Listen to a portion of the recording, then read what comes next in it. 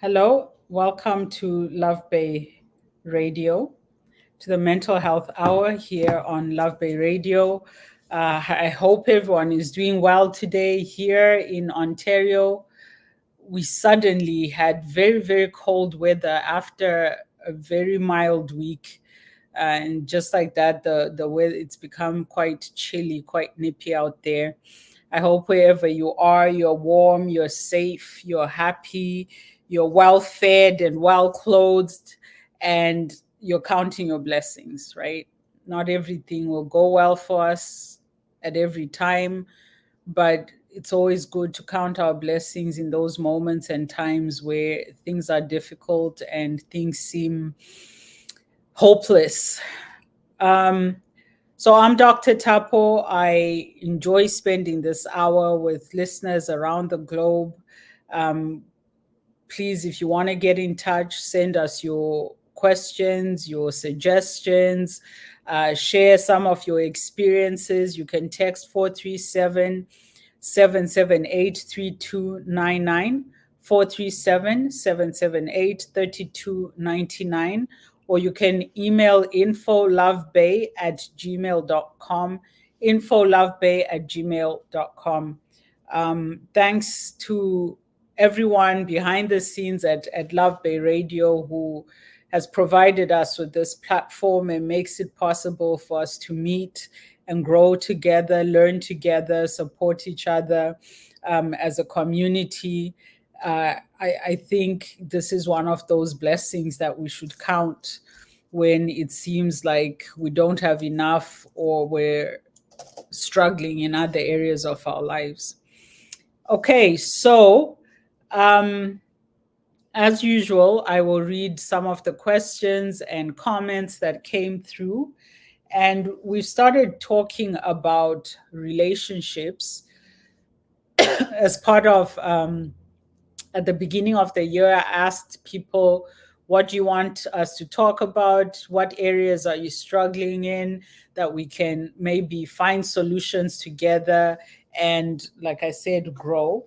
And so people sent in their questions, their comments, and one of the areas is around relationships. And we started talking about relationships last week, briefly went into boundaries and just generally some of those aspects of our relationships that might be a bit abstract, and gaining some clarity.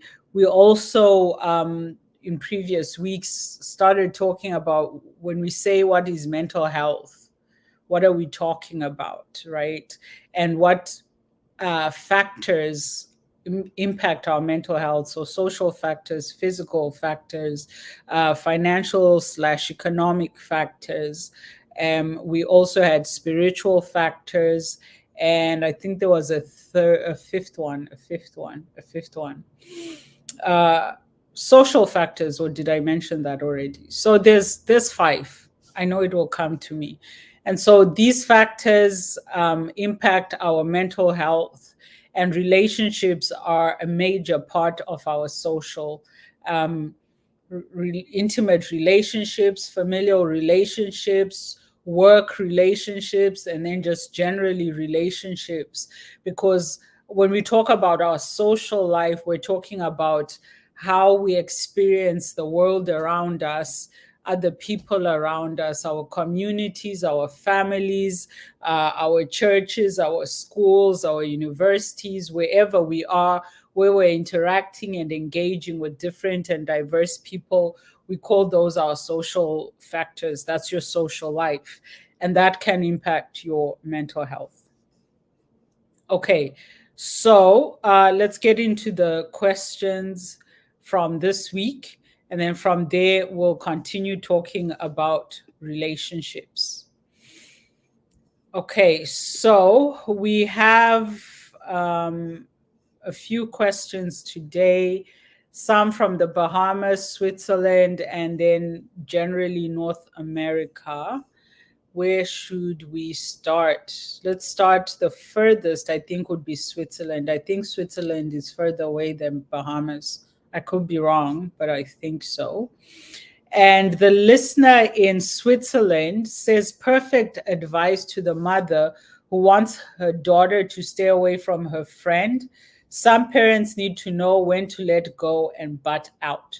So we had a couple of mothers who wrote in and one mother was talking about her daughter's spouse, and basically that mother disapproves of the spouse and worries that her daughter made a bad decision, and I think she'd rather her daughter leave the man. I don't think she said it explicitly, but she says she has tried to talk to her daughter repeatedly about it and it's impacting her relationship with her daughter. And then another mother wrote in and said her daughter hangs out with somebody who smokes marijuana and all that. And she has told her daughter, who is an adult, to stop hanging out with this person. And the daughter said, like, no, that's my friend. I will not abandon her. So our listener in Switzerland is referring to both these situations where basically what I said, and I will reiterate, when you are the parent of an adult, but also just generally as a parent, it is not your job to decide who your child's friends are. Even if your child is 4 years old, you don't pick their friends for them. Because once you start doing that, you're taking away their autonomy. And it's even worse when you start doing that with adult children. And much, much worse, in my opinion, when you start interfering in their marriages. We know that a lot of marriages have a lot of challenges and difficulties at the beginning. Sometimes I like to listen to different shows and all of that where people talk about their own experiences. And I am yet to hear someone say, my marriage has been perfect. We've never had any issues. We're both perfect people. No, substance abuse comes up quite a lot. And sometimes with support, people can work through that in their marriage, right? Um, Questions of values, boundaries, different things happen in marriages, and marriages have their ups and downs. And when you listen to people who talk about we've been married 20 years, 30 years, 40 years, 50 years, they can tell you that maybe 50% of that, not consistently, but throughout the years, they had ups and downs, right? So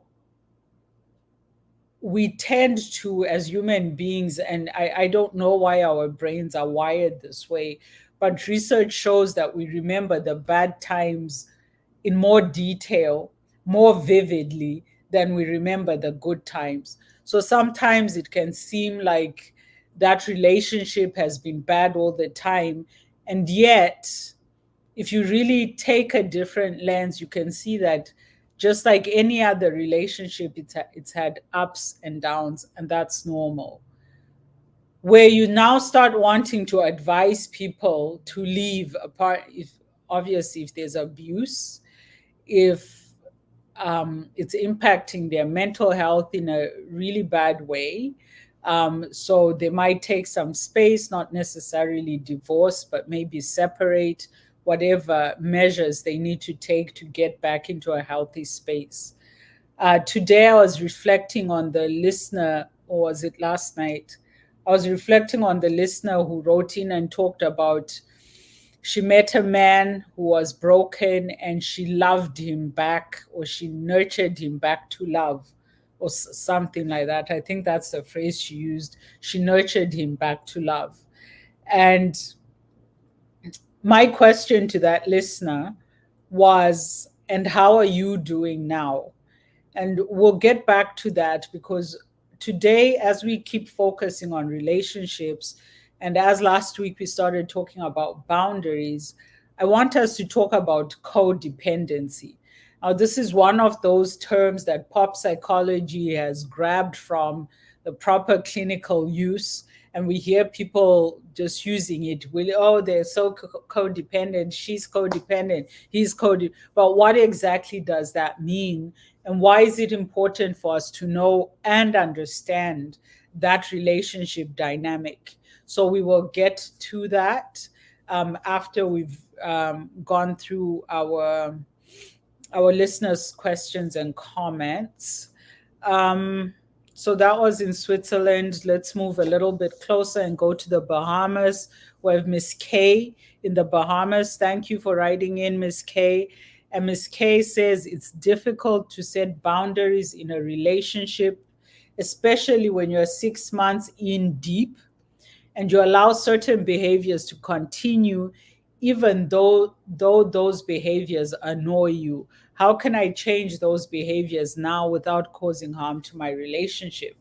Well, Miss K, the thing you need to know and understand is you are never, ever, ever done setting boundaries.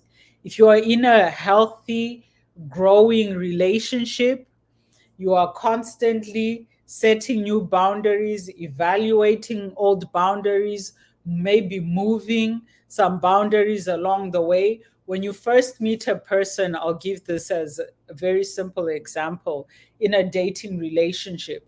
The first time they come into your space, your apartment, your house, your, I don't know, wherever, whatever, your condo, your hut, your penthouse, wherever. The first time they come into that space, maybe this is date number 6 or 8, although these days it's not uncommon for date 1, you end up in, well, okay, I digress.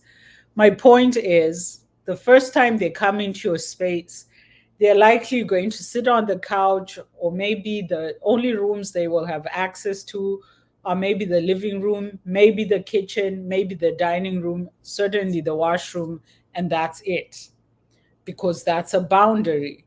You're not yet familiar enough with me. I'm not yet comfortable enough with you for you to go into my bedroom, which is more of a personal space than, say, the washroom or the living room. So they don't go into the bedroom. So that's an example. Now you've been together maybe, I don't know, 3 months, although again, let me not digress. Maybe now you've been together about 3 months. They can now go into your bedroom. So that's an example of how boundaries can change and evolve and shift as your relationship changes, evolves, and shifts. So it's not that date number 1, you sit down, hash out all your boundaries, and then say we're good. It doesn't work that way. So whether you're 6 days into it, 6 hours into it, 6 seconds into it, 6 years into it, boundaries are something you should constantly, consistently as well. So constantly as in regularly, consistently as in they have to make sense. So you can't this week say, oh, yeah, that doesn't matter. And then next week you're saying, no, no, no, that's a boundary. And then the next week you're somewhere else. That is not consistent. It's sending mixed messages. It's frustrating and confusing for somebody who's trying to be in a relationship with you. Sometimes we even do that as parents, right? So we're consistently negotiating. That's the other piece. You don't demand your boundaries. Yes, there are some that are absolutely necessary, but even then, the way you present them, the way you structure them, all of that should be considerate of the other person. It's not that this is my boundary, whatever you think, I don't care, it's my boundary, that's it. If we want healthy relationships that grow and evolve, our boundaries have to be something we can negotiate in a healthy and constructive way. They have to be something we can evaluate as well. So if you're setting a boundary and then tomorrow you're thinking like, but was that boundary crossed or not? Like, I'm not clear. If you're not clear and it's your boundary, then how is the other person supposed to be clear? So those mixed excuse me, mixed messages, we have to watch out for that, because one of the most difficult things in relationships, mixed messages. If your yes is a yes, let it be a yes. If it's a no, let it be a proper no. Don't be ambiguous about your boundaries. Don't have abstract boundaries. Simplify your boundaries, clarify your boundaries. And if a time comes up for you to shift them, move them, evolve them, it's easier and healthier, and you can do it together.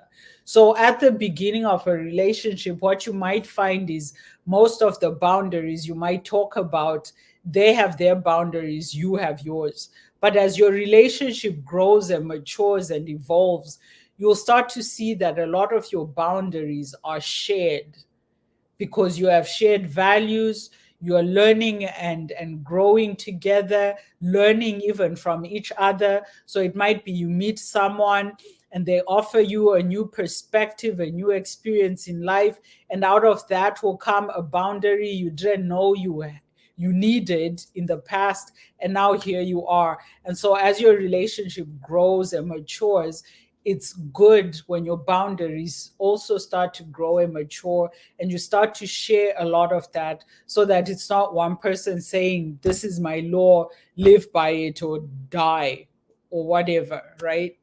So Miss K in the Bahamas, 6 months, 6 days, 6 seconds, whatever stage your relationship is, you're never ever done setting, negotiating, evaluating boundaries. That should be an ongoing process, individually, but also in your relationship. Check in on each other. And also, like you said here, behaviors that annoy you. Now, boundaries are not about, does this annoy me? Does that not annoy me? Like I said last week, boundaries aren't about keeping something out. They're also not about controlling someone's behavior, right? And what I'm hearing from you here, Ms. K, is you're trying to find a way to control certain behaviors that you don't like. And that's not what boundaries are about. Anytime you're thinking boundaries, you should be able to see the value of that boundary to your relationship, both of you, right? So let's go back to that idea of the person you're currently seeing is in your home or your space for the first time. First couple of times they end in the living room and dining room. And then eventually, as things evolve and change, maybe now they have access to your bedroom, right? Now, while they now have access to that bedroom, and let's say maybe they have a habit of jumping on the bed and it annoys you, and now you're thinking, oh, I need to get them out of my bedroom again. So now you want to set a boundary to control a behavior you don't like. And that's not good. And that is not the purpose of boundaries. What you might do is talk about that behavior with your partner. Like, listen, I don't like that you jump on the bed every time you come into my bedroom.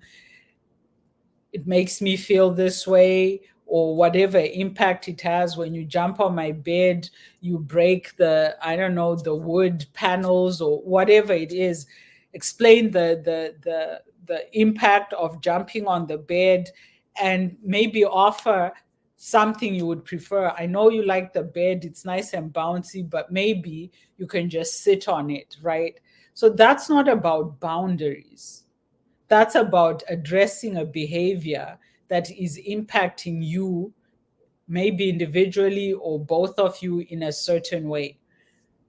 Boundaries would be, you can't come into my bedroom. I don't know you that well yet. Maybe at another point in time, and we can talk about it, right? That's a boundary.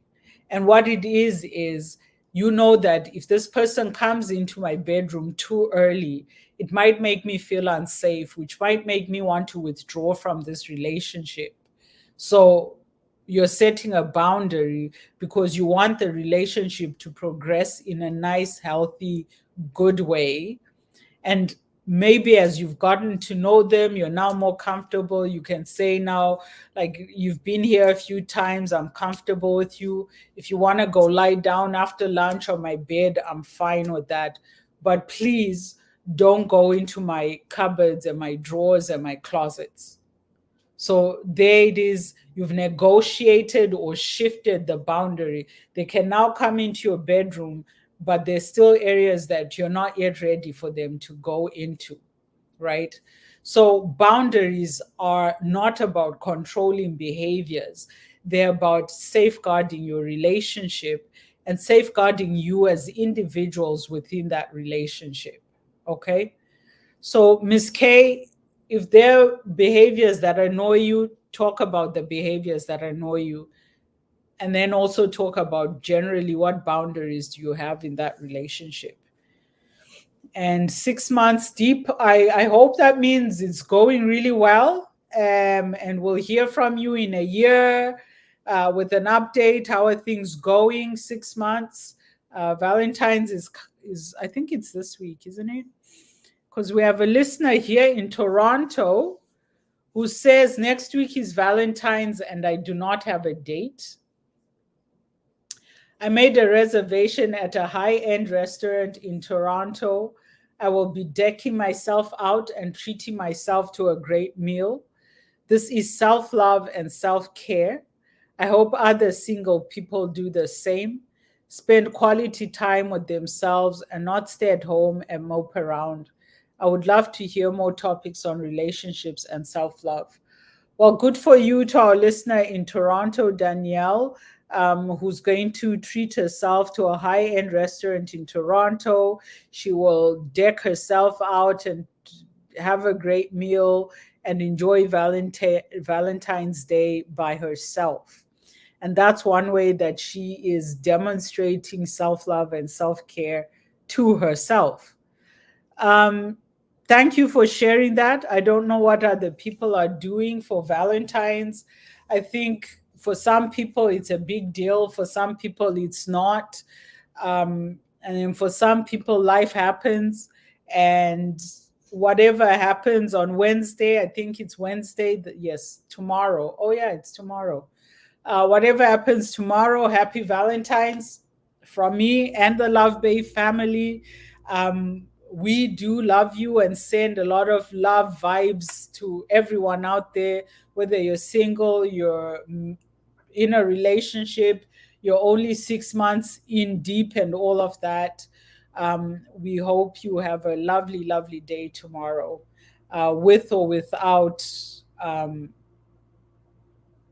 celebrations, um, Valentine celebrations. So thank you to our listener in Toronto for sharing that. And then we have an unhappy husband. Oh dear. Okay, we have an unhappy husband. Wow. In South Carolina. I mean, that's a harsh label. Unhappy husband. Okay. And why do we think our unhappy husband is unhappy? Well, of course, it has something to do with the mother in law. And an unhappy husband says, I've been having problems with my mother in law for the past 3 years. We live in the same complex, and she drops in when she feels like, always giving unwelcome advice and influencing my wife. This causes problems in our marriage. We have a 1 year old daughter, and I'm considering moving my family to another state, a whole state, not a different complex, not a different neighborhood, not even a different city or town. No, this guy wants to move a whole state away for the sake of his marriage. I don't want my wife to be unhappy, but I believe this move is best to preserve my marriage. I work very hard to make sure my family's needs are met, and my wife is a stay at home mom. Okay, so unhappy husband. What I would say is there's definitely a lack of boundaries in this dynamic. And it also seems like there's something of a power struggle here where the mother in law is overstepping. maybe she feels entitled as the mother, and you as a husband feel like, but this is my territory.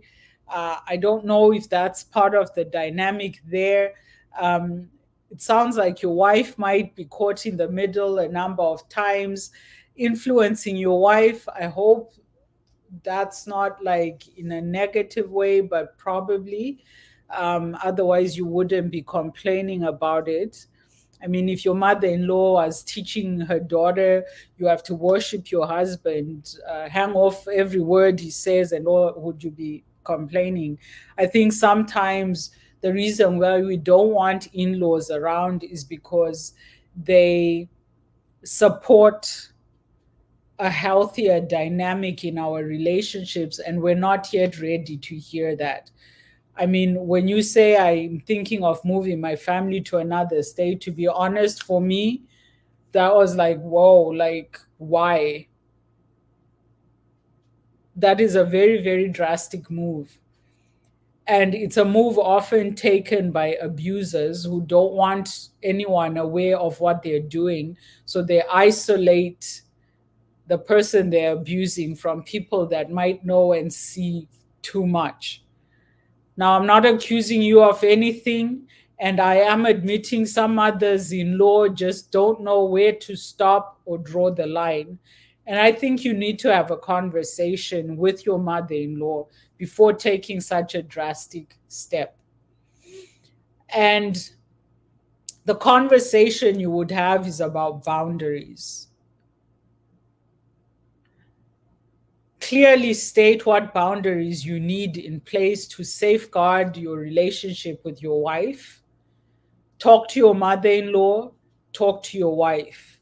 And some people might say, I'll talk to my wife, and then she has to tell my mother, her mother, and that's wrong.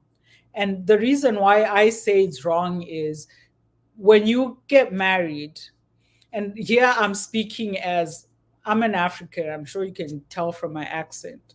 So I'm speaking from our perspective, where I come from. You don't just marry the woman, you marry her family. Her mother, yes, in English we say mother-in-law, but that woman has become your mother as well. And you also have to do the work to build a healthy relationship with her, right? So have a chat with her. Take her out to lunch, sit down, the two of you, and talk about these issues and problems that you're having, and help her see your side of it. Now, she might accept it, she might not accept it. But I know previously we talked about assertiveness. And it sounds to me, unhappy husband, like you need to be assertive with your mother in law, not with your wife, but with your mother in law.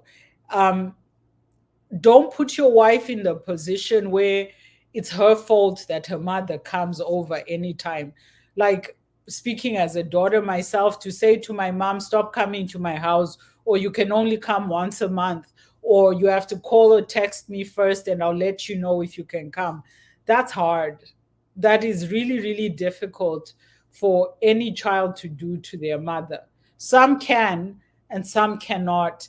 And even for those who can, it's not an easy conversation. So don't put your wife in that position where she feels like she has to pick a side or whatever it is. But what is your relationship with your mother in law? Can you um, create an opportunity for the two of you to sit down and talk? Maybe she comes over a lot because she's lonely. You have kids, maybe she just loves being around her granddaughter. Like, find out from her, not through your wife, not through your assumptions and your unhappiness, and like, what are her motives. Sit down and chat with her, set some boundaries. If she has concerns, give her the opportunity to tell you face to face, like, listen, I don't think you're being a good husband to my daughter. I've seen this, I've seen that. And she might be assuming things, and you have an opportunity to set her straight. But I think there's a lot of things you can do constructively before you start trying to move to a whole new state. I mean, really, a whole state. not even the next neighborhood or next town, a whole state. That's a lot. That's a lot. And you would be punishing your wife, I think. So please don't do that without trying to resolve the issue. Okay, so those were our questions and comments for this week. As a reminder, you can text us, you can email, text 437-778-3299, email infolovebay@gmail.com. Send your questions, send your comments, share your experiences. Let us know how your Valentine's Day went. Me personally, if anyone wants to send me flowers, just text Love Bay and they'll let you know where to send them. I love flowers. Okay. So, like I said, we'll talk about codependency today as we continue talking about boundaries and relationships. Now, this is one of those terms that popular psychology, like I said earlier, we hear it thrown about willy nilly. I've had clients in my clinic. I ask them, so what brings you to therapy? And they're like, oh, I'm codependent. And they wear it almost like a shrug that keeps them healthy and warm. And so some people have almost romanticized it. And it's one of those weird things because there's absolutely nothing romantic about it. It is a very detrimental relationship dynamic, detrimental to the relationship, but also to your personal health and mental health. We find that codependent people have a higher risk of substance addiction and substance misuse, alcoholism, drugs, all of that. Have a high rate of other types of addictions. Could be gambling, could be sex addiction, porn addiction, different types of addiction, because again, it is not a healthy dynamic at all. So, what is it? What is being codependent? So, to put it simply, we know what dependent means. Dependent is when we have two people in a relationship, and codependency is not just romantic relationships. You can have a codependent parent and child. You can have codependent best friends. You can even have a codependent colleague, because often codependent people build all their relationships that way. Like you can't have a healthy relationship here and then have a codependent one there. So if you're ever wondering, am I codependent? Don't just look at one relationship. Just look at generally the patterns of all your relationships, because there's no way a codependent person will have a healthy parent-child relationship, a healthy friendship with their BFF, a healthy relationship at work, and they're only codependent in their no. That codependency tends to manifest and represent in all that person's relationships. And of course, the more intimate the relationship, the more, I'll say, pronounced or magnified the codependency is. So, dependency is when two people rely on each other for support and love and all those things. Both find value in the relationship. That's healthy.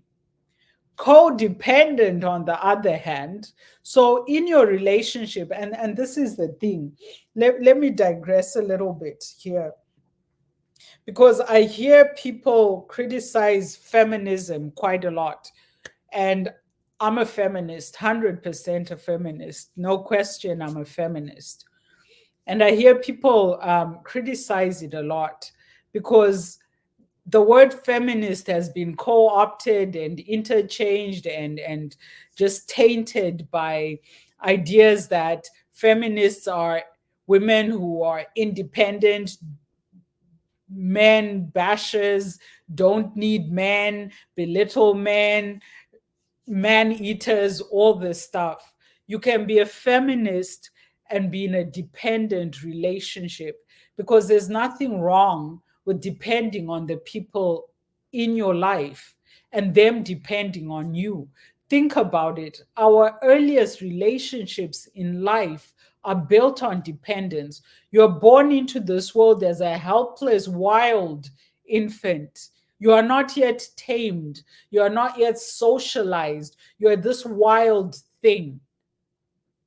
But through that dependent relationship with your nurturers and your caregivers, you become socialized, you learn manners, all of these things, because you are dependent on people who show you how to be human, how to be social, how to be healthy, and all of that. So there's nothing wrong with depending on people. Codependent, though, is taking it like way too far. At some point, you have to develop your autonomy, right? You become an individual, you develop your autonomy, and with that, some of that dependence is not necessary anymore. Like we just talked about mothers and trying to dictate who their daughters are married to, engage with, all of that, right? But what we were saying is, as you grow, as you mature, as you grow into you as a person, your dependency on people becomes less, but not necessarily completely eradicated. Like there's no one ever who can say, I am completely independent, I don't need anyone at all. Yes, you can work and make your own money and blah, blah, blah, but dependency isn't about money. It might be a factor from time to time, but it's not about money. It's about that. We spoke about the factors that impact mental health, and we talked about spiritual health.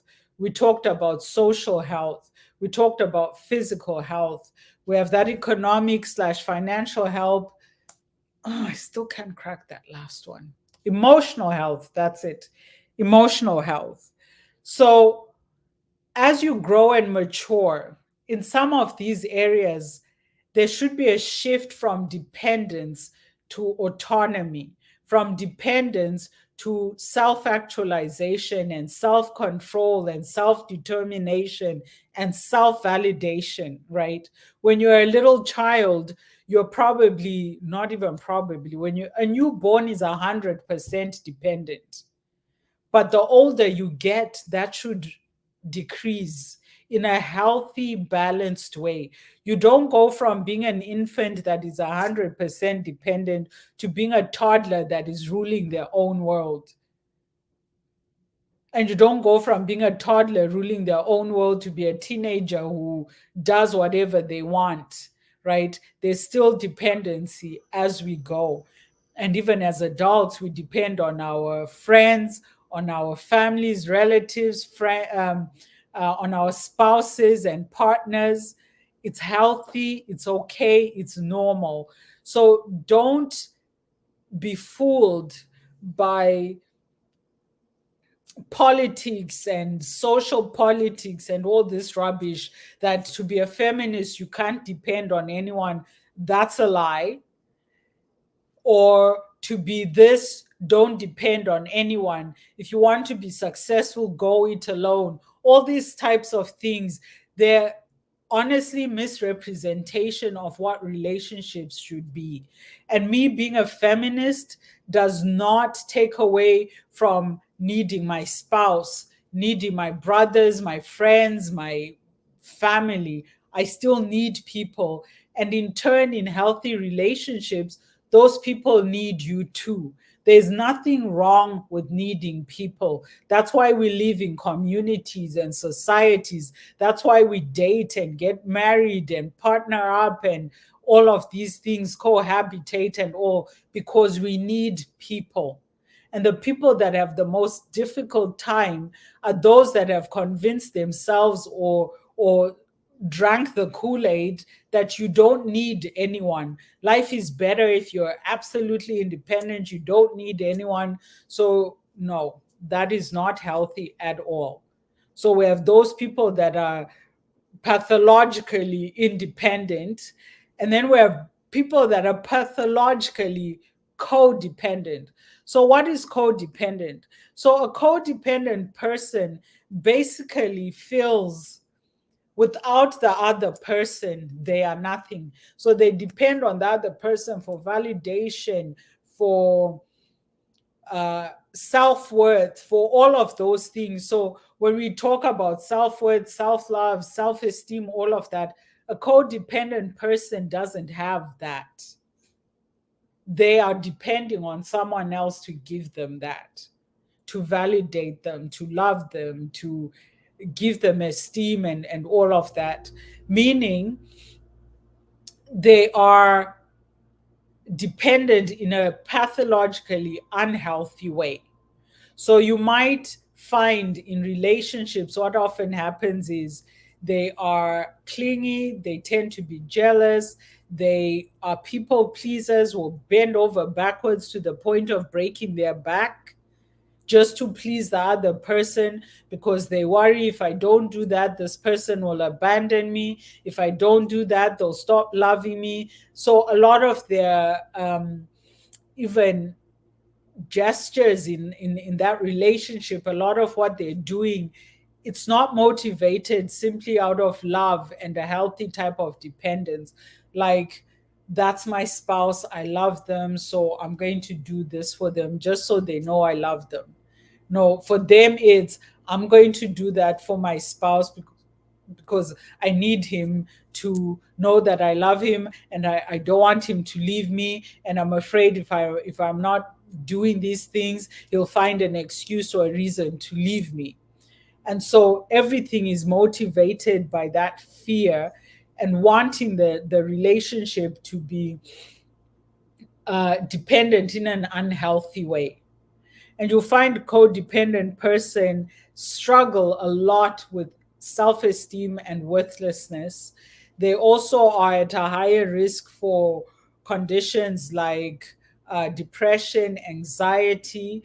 They're also at a higher risk for self-harm and suicidal ideation or attempts as well. I think I mentioned that they're at a higher risk for substance abuse and addiction as well. um, and they often also will find themselves in relationships that unfold or result in abuse. Because of that power dynamic, they haven't come into this relationship as a healthy whole person. And often the person or the people that want to be in these relationships with codependent people are people who know that I can easily control and manipulate and rule over this person, because they sense it. They see that this person has no self esteem, no self worth.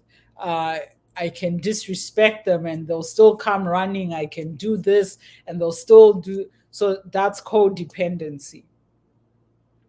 So we have what we call an enabler, and the enabler is the one who feeds off the codependent person. So sometimes the way it is you have a codependent person and you have an enabler, and the enabler is somebody who feeds off the weaknesses in the other person, right? So you can't have a healthy person and a codependent person in a healthy relation. Never. If you're a healthy, balanced person with self worth, self esteem, self validation, you've done the work, you're good, you will not be in a relationship with a codependent person, because you will see that there's something wrong with this dynamic, and it will start to drain you and suck the life out of you. And so you find you quickly leave. But the enablers will see this and feed off it and really dig in deeper, because they realize, oh, so this person needs me. They can't do this, they can't do that. This is perfect. And they might come as a hero, uh, And the reason why I was reflecting on the woman who talked about uh, I loved my man, I nurtured my man back to love. For me, it started ringing codependent bells, right? Like, and I've said this and I'll say it again. If you meet someone, or maybe it's somebody that you've known, and they've just broken up or going through a horrible divorce, maybe, or they're still trying to recover from the ending of a relationship, and that is not the time to get into a relationship with them unless you're an enabler. And what the enabler will do is, if they see that you're starting to get better, you're doing the work, they will keep sabotaging you because they want you to stay in that helpless position. So, how they interact with you and engage with you in that relationship is meant to keep you in that codependent dynamic. So, if you think like, okay, uh, I'm going for therapy, I'm going to do the work, and I'm going to work on my self esteem and all of that. The minute you start doing that and you are in a relationship with an enabler, they will sabotage you, because what you're basically doing is you're detaching from that codependency. You're becoming a healthy person, and that doesn't work with their enabler personality, right? They need you to be codependent. They need you to be weak. They need you to need them in an unhealthy way. So it's not unhealthy to need people, but there are unhealthy ways to need people. I know in past sessions I've talked about self esteem and self validation. And what I said was, let's go back to that newborn baby, newborn infant. No one is born with self esteem. No one is born with self validation. Basically, when we're born, we're like wild animals. Through socialization, the care and nurture of our families and friends and so forth, then we start going to daycare, nursery school, kindergarten, then we're in grade school, high school, college, university, work, whatever, whatever. With each stage, right, we should be developing our self esteem and self validation. But it starts with our nurturers. So if you are a parent, be aware that one of the most important things you can do as a parent or caregiver is help your child develop a healthy self esteem and self validation. When they don't have that, they tend to look for it in other people, which can result in those dangerous codependent type relationships. And you will find that your child ends up in a lot of abusive type relationships because they did not develop that self esteem. Now, I'm not saying people who are abused in relationships, it's because they have low self esteem. Sometimes you don't, but you're with a person who is abusive, and that can impact your self esteem the longer you stay there, right? So you might have a healthy self esteem, then you meet someone and they destroy that. So before they completely destroy it, get out of that relationship and regain what you have lost and make it stronger, make it healthier. So as parents, we teach our children how to self validate the same way we'd like talking about a child should learn to self soothe and blah, blah, blah, all these things. But before a child learns to self soothe, you have to do it for them because they were born absolutely helpless and absolutely dependent on you. But maybe by the time they're about 2 years old, we expect that they have mastered self soothing. By the time they're about 5 years old, we should be able to start seeing where their self esteem is at, right? So sometimes you might ask your kid certain questions to see what do they really think about themselves. Sometimes you'll see kids, you can observe them, maybe they're looking in the mirror, they're admiring themselves. That's the development of self-awareness, self-esteem, where they start to realize, wow, I'm a whole human being in and of myself, separate from my mom, my dad, my siblings, whoever else takes care of them. And this develops over time.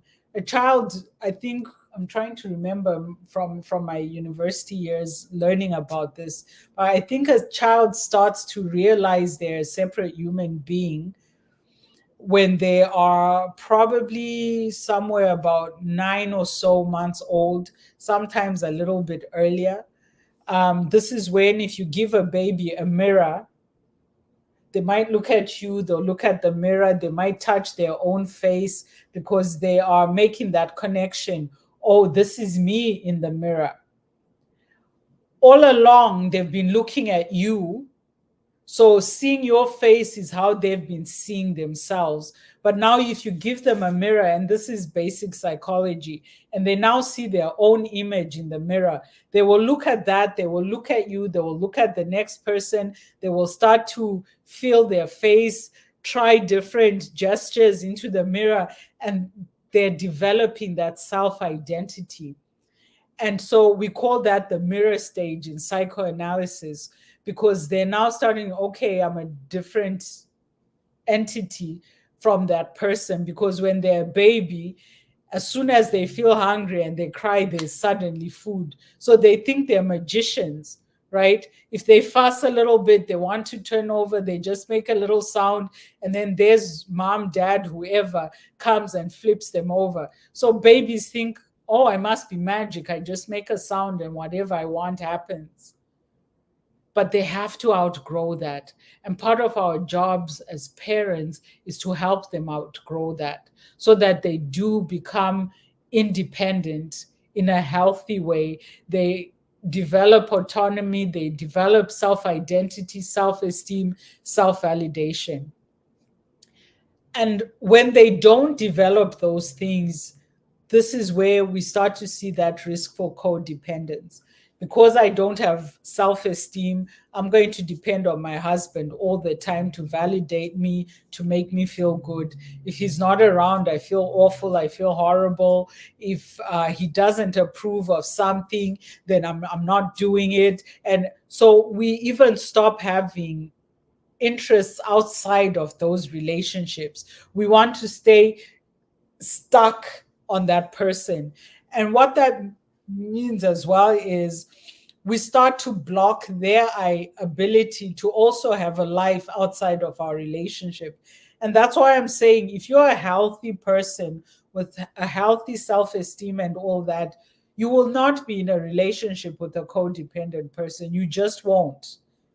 Because what they're doing and demanding of you, whether it's directly or unconsciously or whatever, it won't sit well with you. And you will see the risks and dangers, and you will take yourself out of that situation before it becomes really bad. So, that codependent person, personal identity, nope. They will normally define themselves by their relationship. In childhood, you might see them always talking about the best friend, and that's okay. Kids love talking about their best friends, but what you might start notice is more and more your child is doing what that friend wants. Your child is being silenced. Your child starts to lose their own identity, their own interests. It's now all about that person. And if you don't do something, intervene at that stage, because it is normal. Usually, kids, I think at around 3, 4, into 5 years, you're really kind of pushing it. You find that they like um, copying people, right? So she'll see that this girl wears pink and she'll say, Mommy, I want to go put on my pink skirt. Or he'll see that that kid plays with this or wears that or does that, and they'll want to emulate and copy that. That means they're still in that process of developing their own identity, their own voice, and all of that. And it's normal at that age. And as a parent, we're nurturing them and helping them develop more of a self identity and all. Oh, so your friend is wearing pink. How about you wear purple or blue or red or whatever it is? So by doing that, you are helping your child develop their own identity, their own voice, their own self expression. So if your child is constantly, I want a toy like that, and you go buy them that because this friend has it, and tomorrow the friend has something else, and the child says, I want that, and you go get it, and you're not building your child into an autonomous, healthy individual. You are teaching them that it's okay to not have your own ideas, your own thoughts, and all that. And the more you let this go on, and sometimes what often happens is parents are absent, they're negligent, they're not paying attention to these things, and the child has a really hard time developing their self-esteem because now maybe they have a little enabler friend who sees like, oh, I can control this child or this friend. So you'll have a little 5-year-old bossing your 5-year-old child around because they've noticed anything I say goes. And you're not helping your child develop their own self esteem, their own self expression, and that. So these might seem like little things, but all these little bricks go to build the person's identity, character, personality, all of that.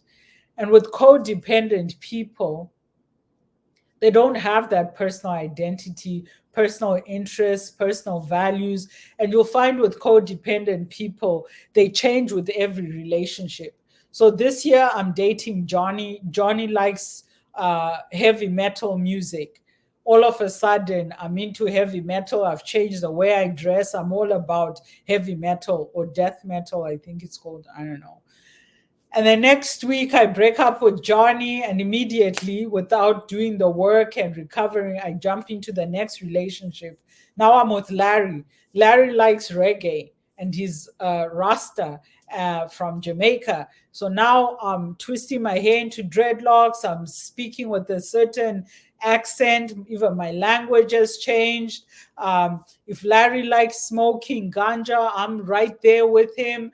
And then me and Larry break up. Now I'm over here with Peter, and Peter is super religious. And now I'm going to church every Sunday, Wednesday, and Friday. I've changed the way I dress, the way I speak. You will find with codependent people, it's like that. With each relationship, they're like chameleons, they change. So you don't ever really know who is the real person. And enablers like it because it's flattering. When I met this girl, she was like this. Now look at her, it's all me. So enablers feed off of it and really enjoy it and will not discourage it. Rather, they want it to be that way. So maybe after Peter, I realized, okay, there's something wrong with me. There was Larry, and I changed myself. There was who was the other guy? I can't remember his name. Larry, Gary, I can't remember. And with Peter, something's wrong and I need to do the work. So I start going for therapy. I start working on myself. And what happens with Peter? He decides, I don't like this. Why is she all of a sudden not agreeing with everything I say? So he might start trying to sabotage that, criticizing therapy. Oh, did you know therapy is mambo jumbo, blah, blah, blah, and start trying to knock your efforts down to keep you codependent. So if you know from what I'm describing that you are a codependent person, go get the help that you need and don't let anything or anyone distract you from that. Because I guarantee you, if you do that work, develop your self esteem, develop your own identity, values, and interests, if you do that work, your next relationship will be happier and healthier and probably will last longer. Okay. So I'll leave it there for this week. I'm seeing that we've run out of time. So we'll continue talking about boundaries, codependency, relationships over the next few weeks. Get in touch if you have questions, or if something I said today resonated with you or stuck with you, or if you've been reflecting from previous sessions. Get in touch, 437-778-3299, infolovebay@gmail.com. I love hearing from you, and I love spending this hour with you, with listeners across the globe.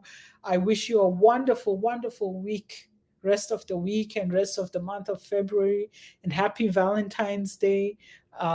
Send me flowers if you like, I will appreciate them. And send your loved ones flowers, especially your mothers. Send your mothers flowers, and your dads. If your dads don't like flowers, get them something else. But let's remember those who have showered us and engulfed us and embraced us with love and helped us develop into healthy, well rounded people. Let's thank them tomorrow. Let's have a special Valentine's Day for all the people that have loved us. So, not just your intimate partner. Okay? All right. See you next week. Thank you, Love Bay. Have a good night.